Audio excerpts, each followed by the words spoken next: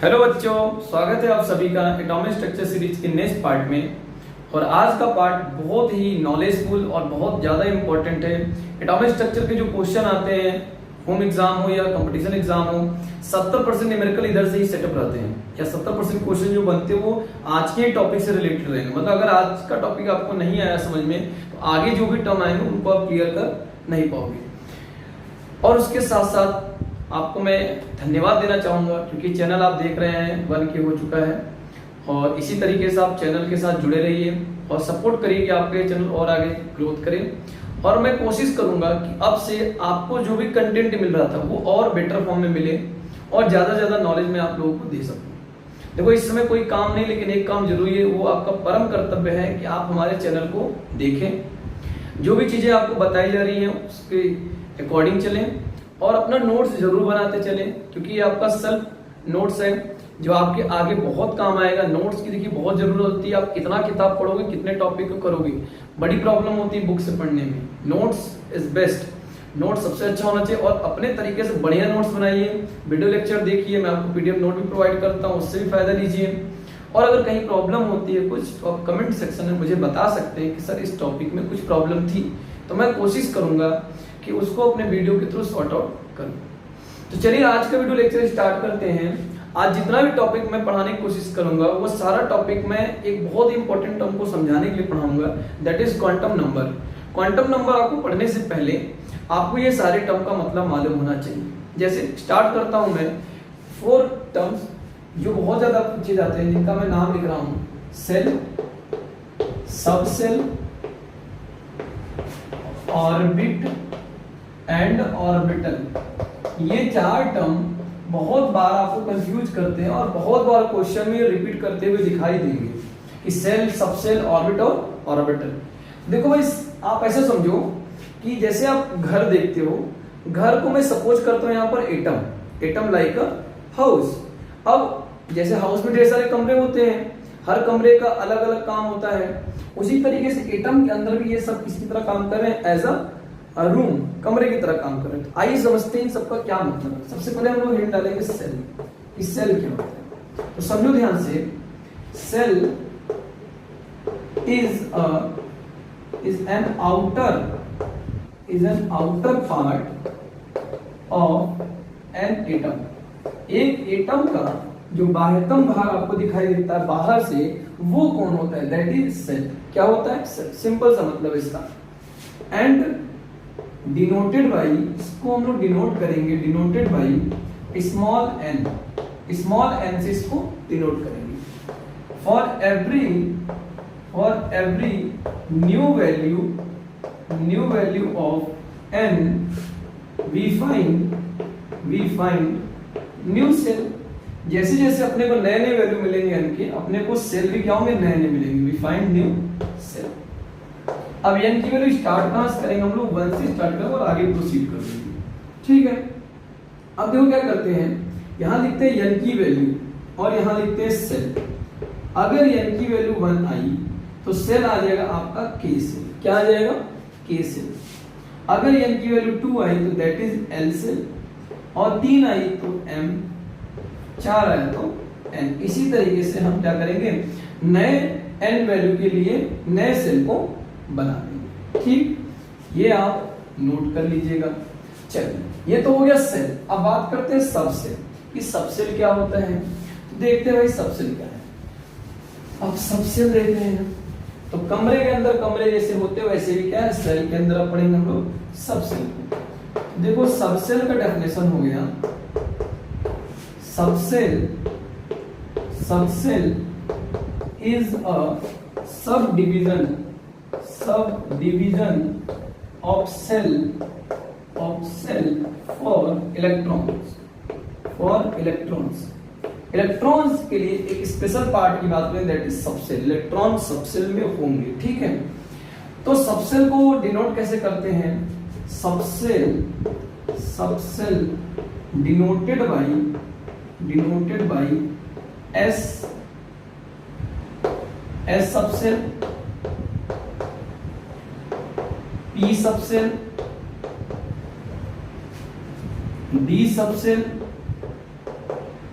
D subshell, spelling थोड़ा miss हो गया, ध्यान देना, सबसेल, और यहाँ भी क्या हो S subshell, P subshell, D subshell और एक और पढ़ेगा एफ सबसेल। तो आपको 4 सबसेल पढ़ने हैं, S subshell, P subshell, D subshell और एफ सबसेल। ठीक, अब बात करते हैं भाई कि ऑर्बिट क्या होता है। ऑर्बिट का डेफिनेशन ले लेते हैं। ऑर्बिट का डेफिनेशन लेते हैं। देखो ऑर्बिट क्या होता है, orbit are those place in an atom where electrons are revolve। जहां पर इलेक्ट्रॉन घूमते हुए दिखाई देंगे वो कौन सा जगह होगा, वो जगह होगा ऑर्बिट। क्या होगा, ऑर्बिट। जैसे आपने देखा था ये एटम में न्यूक्लियस था, न्यूक्लियस में ये जो आप लाइन बना रहे थे, स्पेक्ट्रम लाइन जो आप बना रहे थे, इसी को हम लोग क्या बोलेंगे, दैट इज ऑर्बिट। इसी ऑर्बिट इलेक्ट्रॉन घूमता रहता है ना, ऐसे घूमता रहेगा इलेक्ट्रॉन, तो दैट इज ऑर्बिट। क्लियर हो गया ऑर्बिट का मतलब। अब बात करेंगे ऑर्बिटल। ऑर्बिटल क्या होता है, ऑर्बिटल वो होता है जिसके अंदर इलेक्ट्रॉन हम लोग रखते हैं, जिसमें इलेक्ट्रॉन हम लोग बताते हैं इसके अंदर इतने इलेक्ट्रॉन हैं। तो ऑर्बिटल देखो क्या हो गया, orbitals are those which contains electron, जो इलेक्ट्रॉन कंटेन करता है। each orbital have maximum 2 electron with opposite spin। याद रखिएगा हर ऑर्बिटल के पास मैक्सिमम 2 इलेक्ट्रॉन होंगे विद अपोजिट स्पिन। ठीक है, अब देखो ऑर्बिटल जो होते हैं वो किसके अंदर होते हैं, सबसेल के अंदर होते हैं। ठीक है ना, यहां लिख दे रहे हैं each subshell have well defined number of orbital. Her subshell के पास एक निश्चित ऑर्बिटल होंगे। ठीक है, जैसे S subshell have only 1 orbital. S subshell के पास सिर्फ एक ऑर्बिटल होता है, और अगर एक ऑर्बिटल है तो उसको हम लोग बनाते हैं ऐसे। तो एक ऑर्बिटल में मैक्सिमम कितने इलेक्ट्रॉन होंगे, 2। इसीलिए एस के पास मैक्सिमम कितने इलेक्ट्रॉन होते हैं, 2। एक ऊपर की तरफ होगा और एक नीचे, एक क्लॉकवाइज और एक एंटी क्लॉकवाइज। इसी तरीके से P subcell have 3 orbital. 3 orbital होते हैं किसके पास, P के पास कितने ऑर्बिटल होते हैं, 3। तो एक में अगर मैक्सिमम 2 तो 3 में मैक्सिमम कितने इलेक्ट्रॉन आ जाएंगे भाई, 6। इसको लिखते हैं P6। क्या लिखते हैं, P6। P ऑर्बिटल में मैक्सिमम इलेक्ट्रॉन कितने आएंगे, 6 आएंगे। D subcell have 5 orbital. कितने ऑर्बिटल होते हैं भाई, 5 ऑर्बिटल होते हैं। अगर 5 ऑर्बिटल है इसके पास तो मैक्सिमम इलेक्ट्रॉन कितने आएंगे इसके पास, मैक्सिमम बता रहा हूं, मैक्सिमम आएंगे इसके पास 10 इलेक्ट्रॉन। कितने आएंगे भाई, 10। तो डी के पास आगे टोटल 3 इलेक्ट्रॉन। ठीक, इस तरह बात करेंगे एफ सबसेल के पास होते हैं, एफ सबसेल है 7 ऑर्बिटल। कितने ऑर्बिटल होंगे भाई, 7 ऑर्बिटल। तो अगर 7 ऑर्बिटल होंगे तो एफ कितना आ जाएगा, F14 लिखेंगे। क्या लिखेंगे भाई, F14। 1 2 3 4 5 6 7। अगर ईच ऑर्बिटल है 2 इलेक्ट्रॉन तो 7 ऑर्बिटल के पास कितने हो जाएंगे भाई, टोटल 14 इलेक्ट्रॉन हो जाएंगे। 14 इलेक्ट्रॉन, 2 4 6 8 10 12, सॉरी 2 4 6 8 10 12, एक एक्स्ट्रा बन गया था, यहाँ आ जाएगा F14। ये तो हो गया भाई कि हर ऑर्बिटल में कितने मैक्सिमम इलेक्ट्रॉन लेंगे। फिर से रिपीट कर लेते हैं, एस सबसेल के पास क्या होगा, सिर्फ एक ऑर्बिटल होगा, तो मैक्सिमम इलेक्ट्रॉन कितने आएंगे, 2, दैट इज S2। ठीक, कभी S3 नहीं होगा, S1 हो सकता है, S0 हो सकता है, लेकिन S3 पॉसिबल नहीं। P सबसेल है 3 ऑर्बिटल, तो 3 ऑर्बिटल, तो एक ऑर्बिटल के पास मैक्सिमम 2, तो 3 के पास कितने आएंगे, मैक्सिमम 6 इलेक्ट्रॉन आएंगे, that is p6, p7 possible नहीं हो सकता, p5, p4, p3, p2, p1, p0 possible है, ठीक। डी सबसेल के पास 5 ऑर्बिटल आएंगे, तो 5 ऑर्बिटल में टोटल इलेक्ट्रॉन आएंगे 10, तो D10, D11 पॉसिबल नहीं है, D10 से नीचे तक आप 0 तक पॉसिबल कर सकते हो, लेकिन P11 पॉसिबल नहीं है। F सबसेल के पास होते हैं 7 orbital, that means it have maximum 14 electron, जो आपको इस तरीके से रिप्रेजेंट करते हुए दिखाई देगा। तो देखो भाई, ये हो गए कॉमन से अपने डेफिनेशन, सेल क्या होता है जान लिया, सबसेल क्या होता है जान लिया, ऑर्बिट क्या होता है जान लिया, और ऑर्बिटल क्या होता है ये हमने जान लिया। अब मैं एक और जरूरी चीज आपको बताने जा रहा हूं, जिसकी आपको जरूरत पड़ेगी क्वांटम नंबर के दौरान, ठीक है। जरूरी चीज क्या है, जरूरी चीज ये है कि आपको मालूम होना चाहिए सबसेल मेथड के द्वारा इलेक्ट्रॉनिक कॉन्फ़िगरेशन करना, मतलब इलेक्ट्रॉनों को डिस्ट्रीब्यूट करना। अभी तक आप जानते हो बोर-वरी स्कीम, जो आपने 10th में पढ़ रखा है, 2, 8, 18, 32 के टर्म में आप क्या करते हो, इलेक्ट्रॉनों को डिवाइड कर देते हो।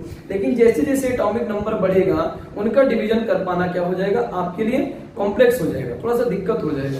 तो उसको दूर करने के लिए हम लोग क्या यूज करेंगे, अब सबसेल मेथड यूज करेंगे। हेडिंग बना लो, इलेक्ट्रॉनिक कॉन्फ़िगरेशन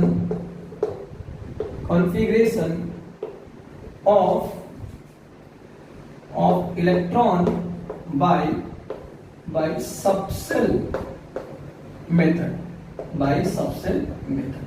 वैसे ये तो अपने को पढ़ना था अब प्रिंसिपल के थ्रू, लेकिन मैं आपको पहले से बता दे रहा हूं, तो आप ध्यान दीजिएगा इस चीज को, कैसे आपको इसको ध्यान रखना है, ठीक। देखो, इस मेथड के थ्रू आप बोर-वरी स्कीम भी लगा सकते हो बड़े आसानी से। तो देखो कैसे करना है इसको, करना कुछ नहीं है, आप क्या करो मेरे अकॉर्डिंग, देखो आप S बनाओ, P बनाओ, D बनाओ और क्या बनाओ, F बनाओ। भाई 4 ही तो सबसेल अपने पास, SPDF। S के पास होता है मैक्सिमम 2 इलेक्ट्रॉन, P के पास होता है 6, D के पास होता है 10 और F के पास होता है 14। अब आप क्या करो, सबके सामने ये प्रोसेस अगर आप घर पे बैठ के 2-3 बार रिवाइज करोगे, तो ये आपके दिमाग में हमेशा फिक्स हो जाएगा और आपको बहुत ही कम टाइम लगेगा इसको बनाने में, ठीक। देखो आप क्या करो, बॉक्स बना लो फटाफट, बॉक्स 1, 2, 3, 4, 5, 6, 7, ठीक। उसके बाद क्या करो, P के नीचे बॉक्स बना लो, 2, 3, 4, 5, 6। D के नीचे बॉक्स बना लो, 3, 4, 5, 6। ऐसा किसी ने रूल नहीं दिया, ये हम लोग याद करने का एक अपना ट्रिक बना लेंगे, इससे हम लोग जल्दी जल्दी याद कर लिया करेंगे या आसानी से इसको बना लेंगे। F में क्या करते हैं, 2 ऑर्बिटल बनाते हैं, ठीक। अब यहां से आएगा भाई 1s2, 2s2, 3s2, 4s2, 5s2, 6s2 और ये हो जाएगा 7s2। ये हो जाएगा आपका 2p6, 3p6, 4p6, 5p6, ये हो जाएगा 6p6। ये आपका हो जाएगा 3d10, 4d10, 5d10, 6d10। ये आपका हो जाएगा 4f14 और ये आपका हो जाएगा 5f14, ठीक।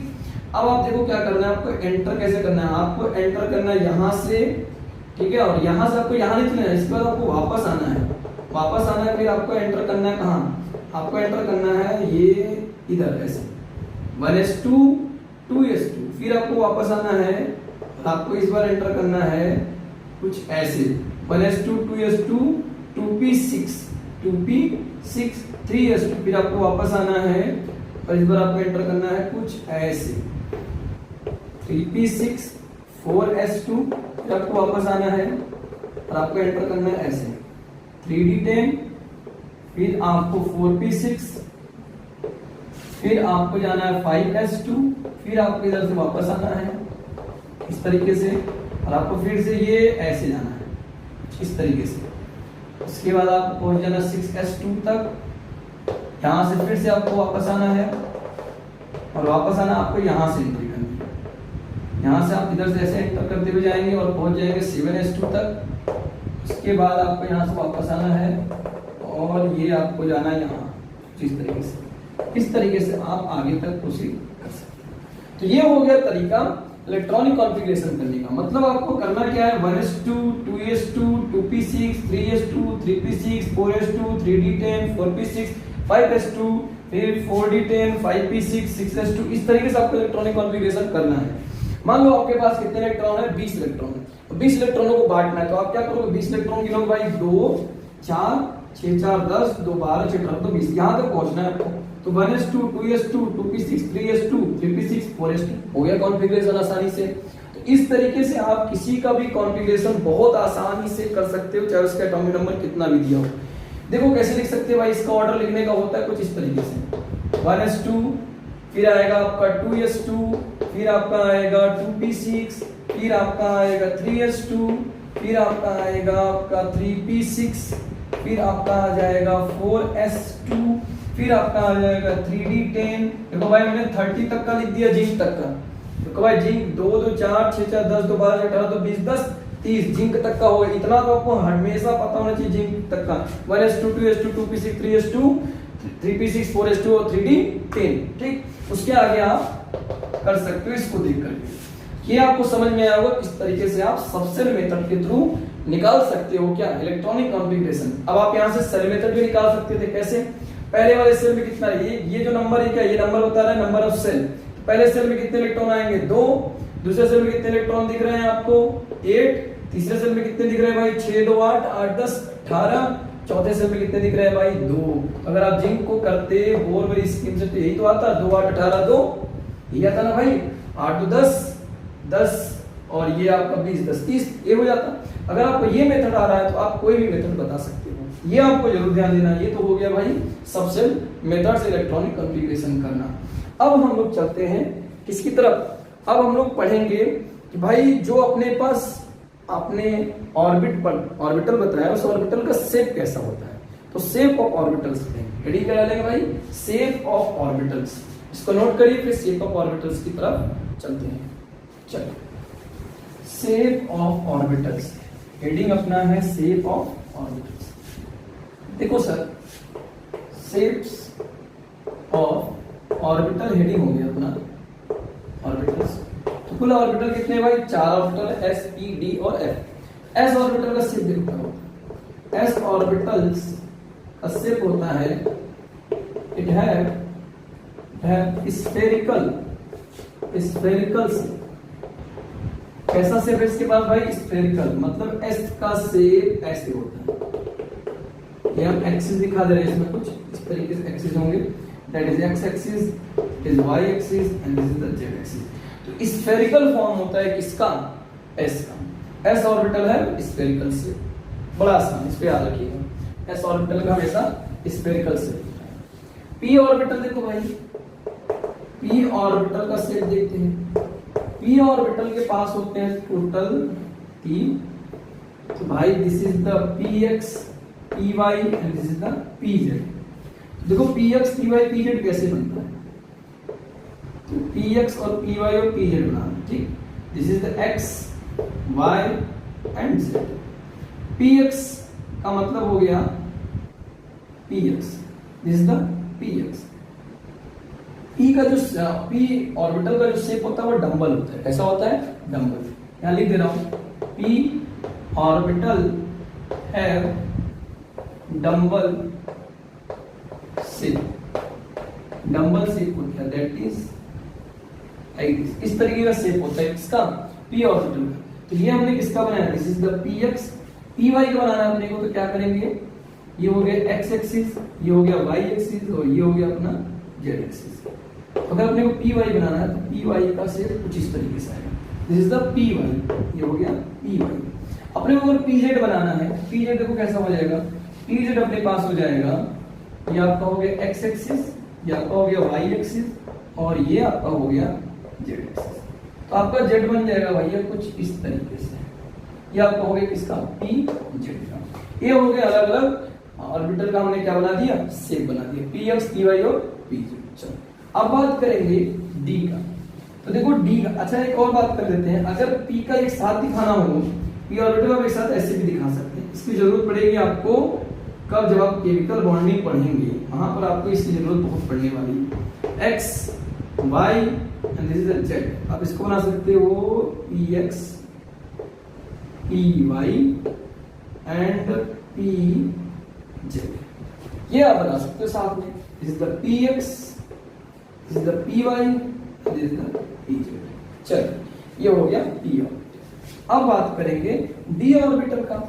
देखो सर, डी ऑर्बिटल का जो शेप होता है, डी ऑर्बिटल्स है डबल डंबल, है डबल डंबल। कैसा होता है इसका shape?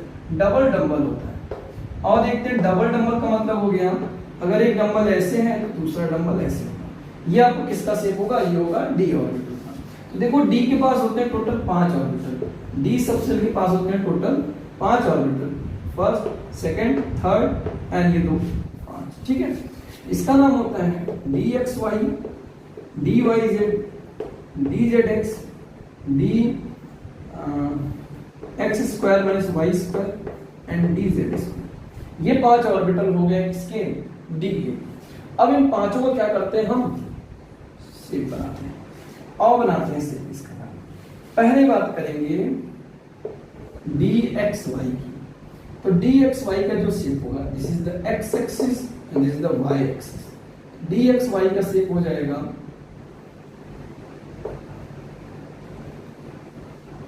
This is the d x y. अब डी एक्स वाई का शेप ये हो गया। अब अगर किसी ने पूछा डी वाई जेड का, डी वाई जेड का हो जाएगा this is y, this is the z axis and this is the y axis.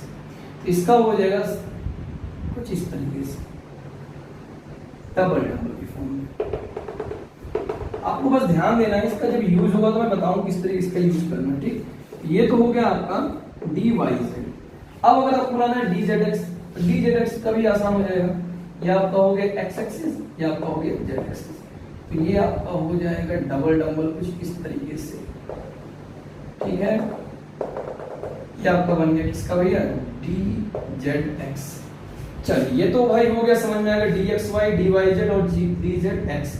अब अपने को बनाना है डी, अच्छा इसमें जो लोब्स हैं इसको हम लोब्स बोलते हैं। लोब्स क्या है भाई? बिटवीन द एक्सिस है, एक्सिसों की क्या है? बीच में है, इसके बीच में, एक्सिस के बीच में दिए हुए हैं। अगर अपने को बनाना है किसका? अपने को बनाना है 2 ऑर्बिटल जो और बच रहे हैं, d x square minus y square और डी जेड स्क्वायर का। देखो उसका शेप बनेगा कुछ इस तरीके से,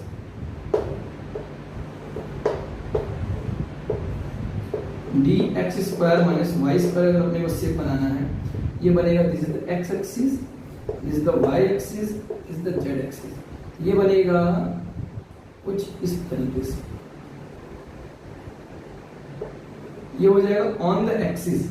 lobes are lies on the axis. तो जो लोब्स होंगे किसके ऊपर होंगे? एक्सिस के ऊपर होंगे, एक्स एक्सिस और वाई एक्सिस के ऊपर। This is the d x square minus y square.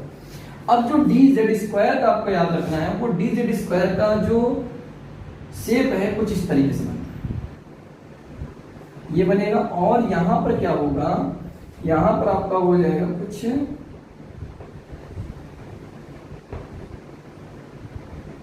इस तरीके से बनता है शेप इसका, डी जेड स्क्वायर।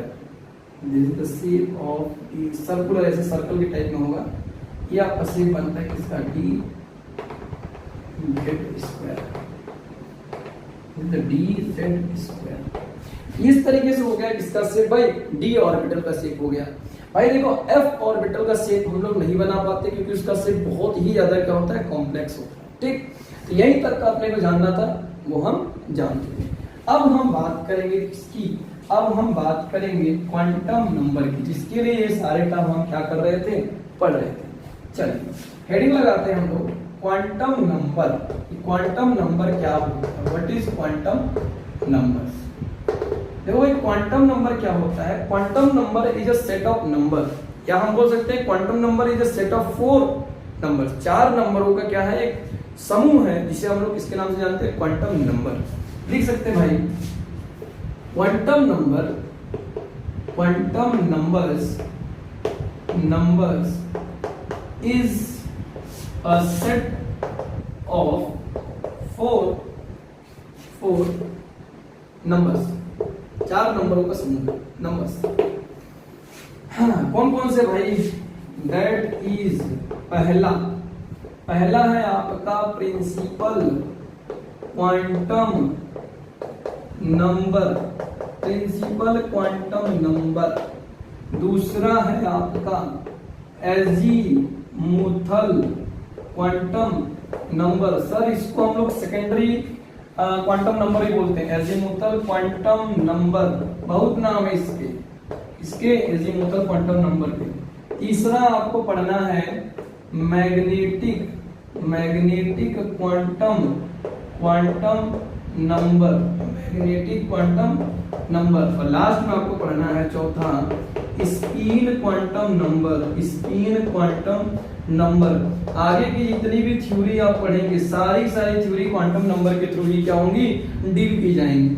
तो कितने क्वांटम नंबर होते हैं भाई? 4 quantum number, principal quantum number, azimuthal quantum number, magnetic quantum number and spin quantum number. ठीक, तो पहली बात क्लियर है, क्वांटम नंबर क्या होता है? Quantum number is a set of 4 numbers, 4 नंबरों का समूह है। वो 4 नंबर कौन कौन से हैं? Principal quantum number, azimuthal quantum number, magnetic quantum number and spin quantum number. अब हम एक एक को बड़े डिटेल में पढ़ेंगे और समझेंगे कि कैसे हम किसी क्वेश्चन में दिए हुए क्वांटम नंबर की वैल्यू को फाइंड कर सकते हैं। पहले नोट करिए इसको, फिर आगे की बात करते हैं।